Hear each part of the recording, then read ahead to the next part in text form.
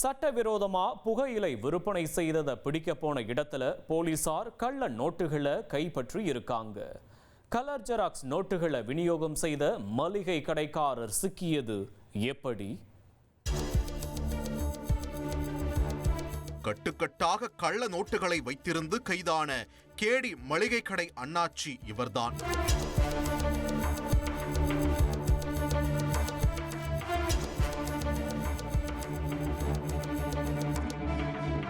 Original நோட்டுகளை colour xerox எடுத்து கஸ்டமர்களுக்கு கனக்கச்சிதமாக விநியோகம் செய்துள்ளார்.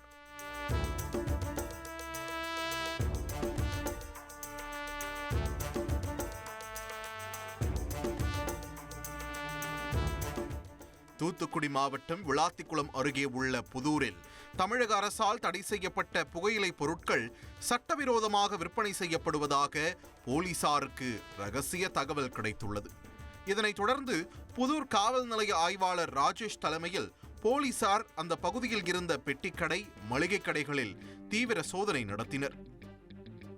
அப்போது முருகன் என்பவருக்கு சொந்தமான மளிகை கடையை சோதனை செய்ததில் அங்கு தடை செய்யப்பட்ட புகையிலை பொருட்கள் கண்டெடுக்கப்பட்டன. பின்னர் அவரது வீட்டில் ஏதேனும் புகையிலை பொருட்கள் பதுக்கி வைக்கப்பட்டிருக்கிறதா என்று தெரிந்து கொள்ள போலீசார் ஆய்வு நடத்தினர். அங்கு சந்தேகத்திற்கிடமாக சில பண்டல்கள் இருந்துள்ளன. அது என்ன ஏது என்று போலீசார் விசாரித்த போது முருகன் முன்னுக்கு பின் முரணாக பதிலளித்திருக்கிறார். இதனால் சந்தேகமடைந்த போலீசார் அந்த பண்டல்களை பிரித்து பார்த்தபோது அதில் கட்டுக்கட்டாக 500 ரூபாய் நோட்டுகள் இருந்துள்ளன. ஆனால் போலீசார் அந்த நோட்டுகளை சற்று உற்று நோக்கிய போதுதான் மொத்த உண்மையும் புரிந்திருக்கிறது. அவை நிஜ நோட்டுகள் அல்ல, அனைத்தும் கள்ள நோட்டுகள். மொத்தம் 3,44,000 ரூபாய் மதிப்பிலான கள்ள நோட்டுகள் அங்கே இருந்திருக்கின்றன. இது தொடர்பாக வழக்கு பதிந்த போலீசார் மளிகை கடைக்காரர் முருகனை கைது செய்து அவரிடமிருந்து 500 ரூபாய் கள்ள நோட்டு கட்டுகள் மற்றும் புகையிலை பொருட்களை பறிமுதல் செய்தனர். இந்த நோட்டுகள் எப்படி வந்தது என்று விசாரித்திருக்கிறார்கள். ஆரம்பத்தில் அவை குழந்தைகள் விளையாடும் டம்மி நோட்டுகள் என்றும் பிள்ளைகள் தெரியாமல் வீட்டிற்குள் மறைத்து வைத்திருக்கலாம் என்றும் கூறி மழுப்பியிருக்கிறார். ஆனால் முருகனின் வார்த்தைகளில் நம்பிக்கை இல்லாத போலீசார் அவரிடம் தொடர்ந்து நடத்திய கிடுக்குப்பிடி விசாரணையில் மொத்த உண்மையும் வெளிவந்தது.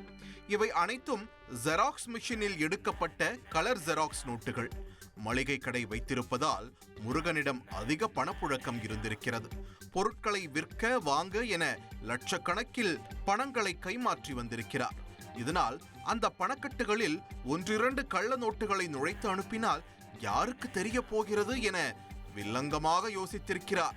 அதன்படி 500 ரூபாய் நோட்டுகளை வீட்டிலேயே கலர் ஜெராக்ஸ் எடுத்து 50,000 லட்சங்களில் என கட்டுக்கட்டாக பணத்தை கொடுக்கும் போது அதில் சில கலர் ஜெராக்ஸ் நோட்டுகளையும் வைத்து கொடுத்துள்ளார்.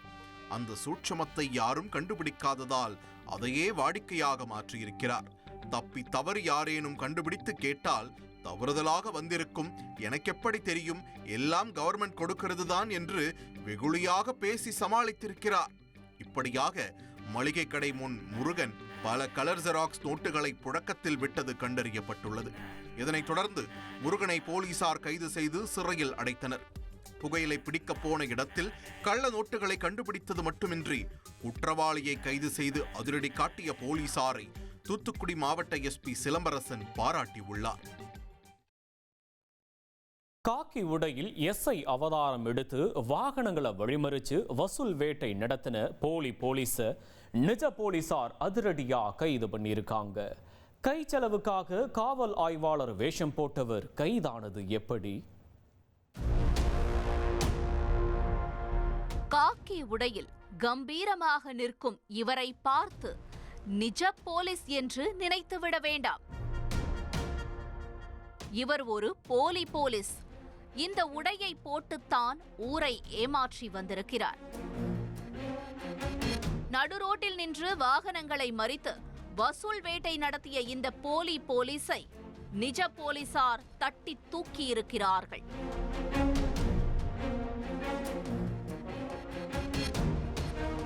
தேனி மாவட்டம் போடிநாயக்கனூர் அடுத்த கரியப்பகவுண்டன்பட்டியில் வசித்து வருபவர் மதன் பிரபு.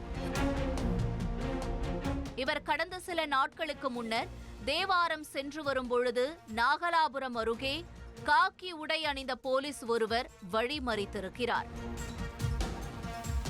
அந்த நபர் போடிநாயக்கனூர் ஊரக காவல் நிலையத்தில் சப் இன்ஸ்பெக்டராக வேலை பார்த்து வருவதாக கூறி மதன் பிரபுவிடம் லைசென்ஸ் மற்றும் இருசக்கர வாகனத்திற்குரிய ஆவணங்களை கேட்டுள்ளார்.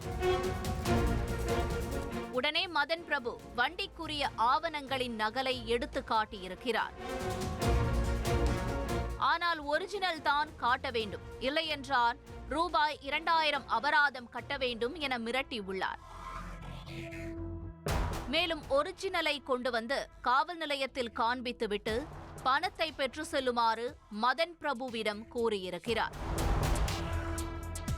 இதனால் 2000 ரூபாயை அபராதமாக கட்டிய மதன் பிரபு உடனே வீட்டிற்கு சென்று ஒரிஜினல் ஆவணங்களை கொண்டு வந்து போடிநாயக்கனூர் காவல் நிலையத்தில் சமர்ப்பித்துள்ளார்.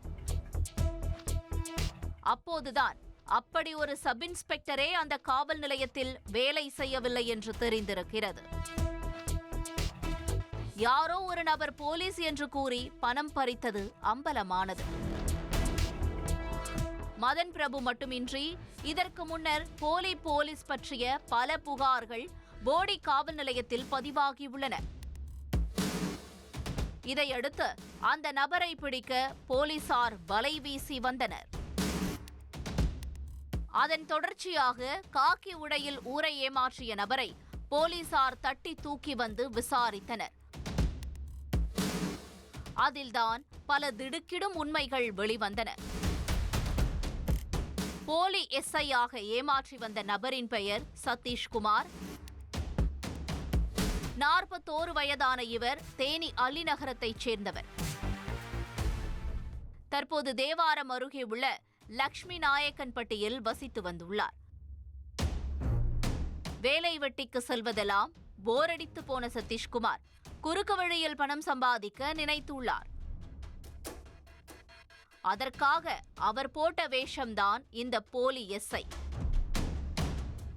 கை செலவுக்கு காசு இல்லாத போதெல்லாம் சதீஷ்குமார் காக்கி உடையில் நடு ரோட்டில் களமிறங்கி விடுவாராம்.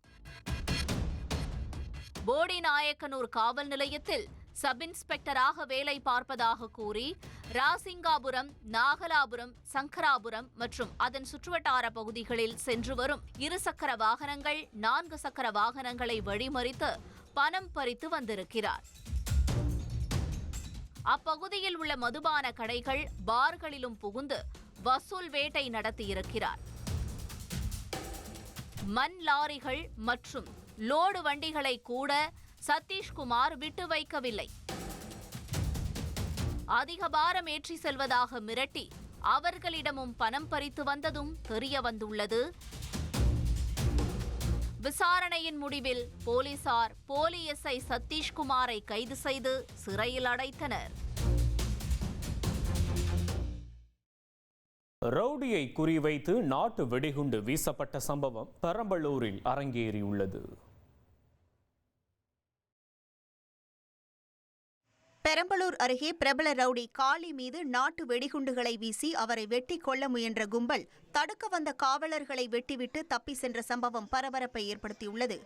மதுரையை சேர்ந்த ரவுடி காளி என்ற வெள்ளை காளியை ஒரு கொலை வழக்கு தொடர்பாக போலீசார் புதுக்கோட்டை மற்றும் திண்டுக்கல் நீதிமன்றங்களில் ஆஜர்படுத்திவிட்டு சென்னை புழல் சிறைக்கு தங்கள் வாகனத்தில் அழைத்து வந்தனர்.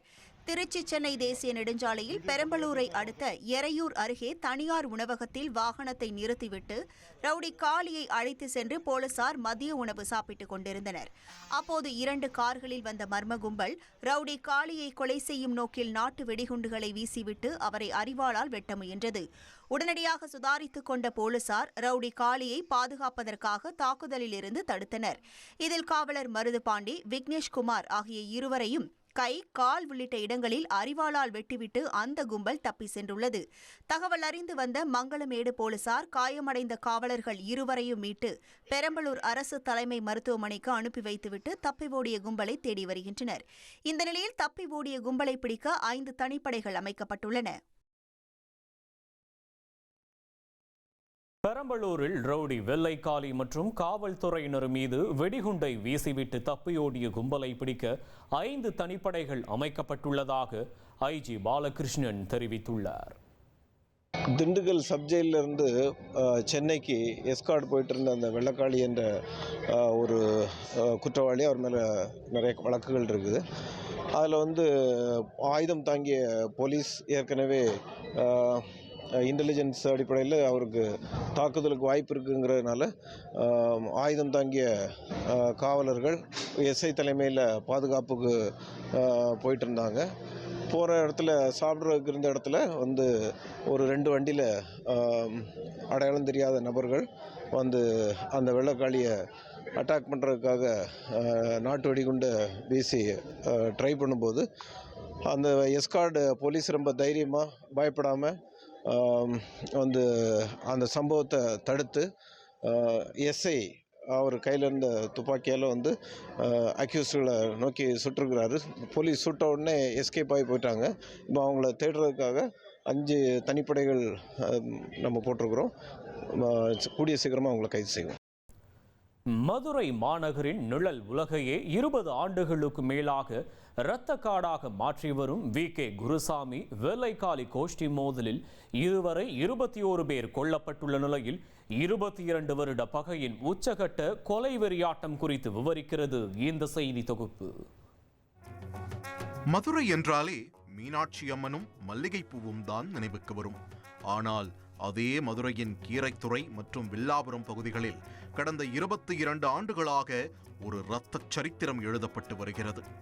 அரசியல் அதிகாரம், சமூக மேலாதிக்கம் என தொடங்கிய ஒரு சிறிய மோதல் இன்று 21 உயிர்களை பழிவாங்கி 3 என்கவுண்டர்களுடன் தொடர்கதையாகிக் கொண்டிருக்கிறது.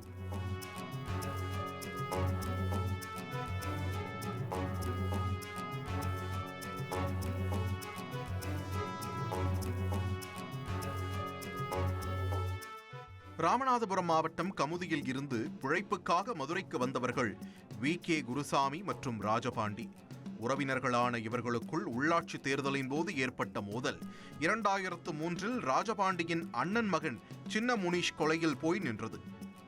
இந்த கொலைதான் மதுரையில் அடுத்த 2 தசாப்தங்களுக்கு இரத்த ஆறு ஓட காரணமாக அமைந்தது.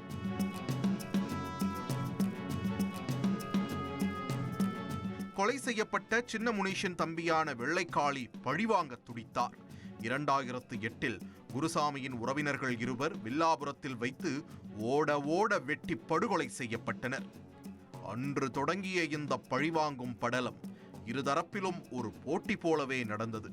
பாம்பு பாண்டி கொலை, மயில் முருகன் கொலை, MS பாண்டியனின் தம்பி காட்டுராஜா கொலை என பட்டியல் நீண்டது. இதன் உச்சகட்டமாக 2017இல் ராஜபாண்டியின் மகன் தொப்பிலி முனுசாமியை குருசாமி தரப்பு கமுதிக்கு கடத்திச் சென்று பெட்ரோல் ஊற்றி எரித்தது மதுரையையே உலுக்கியது. இதனிடையே வெள்ளைக்காளியின் வலதுகரமாக இருந்த சகுனி கார்த்திக் மற்றும் முத்து இருளாண்டி ஆகியோர் காவல்துறையினருக்கே ஆடியோ மூலம் சவால் விட்டனர். சிக்கந்தர் சாவடி பகுதியில் பதுங்கியிருந்த இவர்களை கைது செய்ய முயன்றபோது காவல்துறையினர் மீது தாக்குதல் நடத்தியதால் இருவரும் என்கவுண்டர் செய்யப்பட்டனர். இதற்கு குருசாமிதான் காரணம் என நம்பிய வெள்ளைக்காளி தரப்பு குருசாமியின் மருமகன் MS பாண்டியை 2019இல் தேர்தல் பணியில் இருந்தபோது நடு ரோட்டில் வெட்டி சாய்த்தது.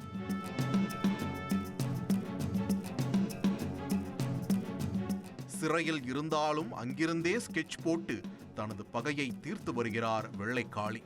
கடந்த 2023இல் பெங்களூருவில் ஒரு உணவகத்தில் டீ குடித்துக் கொண்டிருந்த VK குருசாமியை 5 பேர் கொண்ட கும்பல் சரமாரியாக வெட்டியது. நூலிழையில் உயிர் பிழைத்த குருசாமி தற்போது மதுரையில் தனது வீட்டில் சிகிச்சை பெற்று வருகிறார். சமீபத்தில் இவரது வீட்டில் நடத்தப்பட்ட சோதனையில் நாட்டு துப்பாக்கி பறிமுதல் செய்யப்பட்டது. ஒருபுறம் VK குருசாமி, மறுபுறம் சிறையில் இருந்து காய்களை நகர்த்தும் வெள்ளைக்காளி என 22 ஆண்டுகளில் 21 கொலைகள் அரங்கேறி உள்ள நிலையில் இவர்களுக்கிடையிலான கொலைவெறி ஆட்டம் எப்போது முடியும், மதுரையின் வீதிகளில் இரத்தக்கரை எப்போது துடைக்கப்படும் என்பதுதான் மதுரை மக்களின் பெரும் கேள்வியாக உள்ளது. பெரம்பலூர் அருகே போலீசார் பாதுகாப்பில் இருந்த சிறை கைதியான வெள்ளை காளியை நாட்டு வெடிகுண்டு வீசி கொலை செய்ய முயன்ற சம்பவத்தை நேரில் பார்த்தவர்கள் மற்றும் வெள்ளை காளியின் சகோதரி தெரிவித்த தகவலை பார்க்கலாம். 2 வருஷமாவே அவனுக்கு உயிருக்கு ஆபத்து இருக்குன்னு உளவுத்துறையும் சொல்லியிருக்காங்க. பின்னாடியே எப்போ போனாலும் போலீஸ் பின்னாடியே தான் போவாங்க, பின்னாடியே தான் வருவாங்க. அவனை வெளியவே எடுக்கக்கூடாதுன்னு நாங்கள் எல்லாருமே கூட பிறந்தவங்க எல்லாருமே பெட்டிஷன் அடிச்சிருக்கோம். வாய்தாக்கு கூட எடுக்கக்கூடாதுன்னு சொல்லி ஜட்ஜ்மெண்ட்டுக்கு மட்டும்தான் நீங்கள் எடுக்கணும், மற்றதுக்குள்ள எடுக்கக்கூடாதுன்னு நாங்கள் சொல்லியிருக்கோம். அப்படின்னு அவன் இன்னைக்கு எடுக்கணுன்ற அவசியமே கிடையாது. எடுத்து கூட்டிட்டு வந்து இப்போ போகும்போது வெடிகுண்டு அடிச்சாங்க, அதை அடிச்சாங்க, இதை அடிச்சாங்கன்ட்டு டிராமா பண்ணிக்கிட்டு இருக்காங்க. இங்க எங்களுக்கு தெரிஞ்சு வர்றதுக்குள்ள எதிர்பார்த்து வீட்டில் அவ்வளோ போலீஸை குமிச்சு வச்சிருக்காங்க. அவங்களுக்கு பாதுகாப்பு கொடுக்கணும்னு என்ன சார் இருக்கு? அவங்களுக்கு எப்படி தெரியும் இவனை இங்க அடிக்க போறாங்கன்னு? அவங்களுக்கு எப்படி தெரியும்? போலீஸ் எஸ்கோர்ட் வந்து ஒரு வேன்ல வந்தாங்க, வந்து சாப்பிட்டு போகணும்னு சொன்னாங்க. சரி சார் சாப்பிட்டு போங்கன்னு சொன்னாங்க. வந்து சாப்பிட ஆரம்பிச்சாங்க. ஒரு 3 to 4 நிமிஷம் இருக்கும். பின்னாடி வந்து வேன் ஃபாலோ பண்ணிட்டு வந்தாங்க. வெளியே வந்தவங்க கடிச்சு போச்சு, மூஞ்ச கவர் பண்ணிட்டாங்க. ஸோ வந்து எங்களுக்கு வந்து அடையாளம் தெரியல, யாரையும் பார்க்க முடியல. வந்தவங்க டக்குன்னு வந்து குண்டு எடுத்து போட ஆரம்பிச்சிட்டாங்க. உடனே நாங்கள் ஸ்டாஃப் எல்லாம் யாருமே இல்லை, எல்லாருமே இருந்தோம். உடனே எஸ்கேப் ஆகிட்டோம், பக்கத்து கடைக்கு ஓடிட்டோம் நாங்கள். அப்புறம் ஒரு 3 நிமிஷம் எங்களுக்கு சவுண்டு மட்டும் தான் கிடைச்சு. இந்த மாதிரி வெடிகுண்டு போகிற சவுண்டு, எங்கள் போலீஸ்காரங்க திரும்பி துப்பாக்கியால சுடுற சவுண்டு கிடைச்சு. போலீஸ் வண்டி போச்சு, வேன் சாப்பிட. இப்போ வந்து காரில் வந்தாங்க. காரில் வந்து இங்கேருந்து ஒரே பிரேக் அடித்தாங்க. அடிச்சுட்டு இது படத்தில் இறங்குற மாதிரி அடித்து குண்டு போட்டு பெரிய பெரிய குடுவா எடுத்து வீசுன்னு போலீஸ்லாம் வந்துட்டாங்க. அப்புறம் ஒருத்தர் போலீஸ் துப்பாக்கி எடுத்து சுட போனார், எல்லாம் தப்பிச்சு ஓடிட்டாங்க. சென்னையில் ஆன்லைன் ஆப் மூலம் உல்லாசத்திற்கு பெண்ணை தேடி சென்று மோசடி கும்பலிடம் சிக்கிய இளைஞர் தவறான ATM பின் நம்பரை போட்டு சாதுரியமாக தப்பியுள்ளார். திருப்பூரைச் சேர்ந்த இளைஞர் சைதாப்பேட்டையில் தங்கியுள்ள நிலையில் கிரைண்டர் செயலி மூலம் உல்லாசத்திற்கு பெண்ணை தேடி வந்ததாக கூறப்படுகிறது. இந்நிலையில் ஆப் மூலம் கிடைத்த பெண்ணின் செல்போன் எண்ணை தொடர்பு கொண்ட இளைஞரை தியாகராய நகரில் உள்ள வீட்டிற்கு வரச் சொன்னதாக தெரிகிறது. இதை நம்பி சென்றபோது அந்த வீட்டில் இருந்த 5 பேர் கொண்ட கும்பல் இளைஞரை இரும்பு ராடால் தாக்கி செல்போனை பறித்தும் அக்கவுண்டில் இருந்த 12,000 ரூபாய் பணத்தை ஜிபே செய்யச் சொல்லியும் மிரட்டியுள்ளனர்.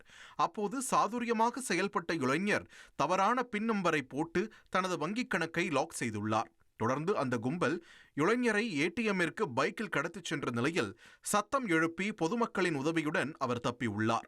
இதுகுறித்த புகாரின் பேரில் வழக்கு பதிவு செய்த மாம்பலம் போலீசார் சம்பவத்தில் ஈடுபட்ட ரவுடி சரவணன் உட்பட 4 பேரை கைது செய்துள்ளனர். சென்னையில் மாஞ்சா நூல் அறுத்து தனியார் ஊழியரின் வாய் தாடை கிழிந்துள்ளது.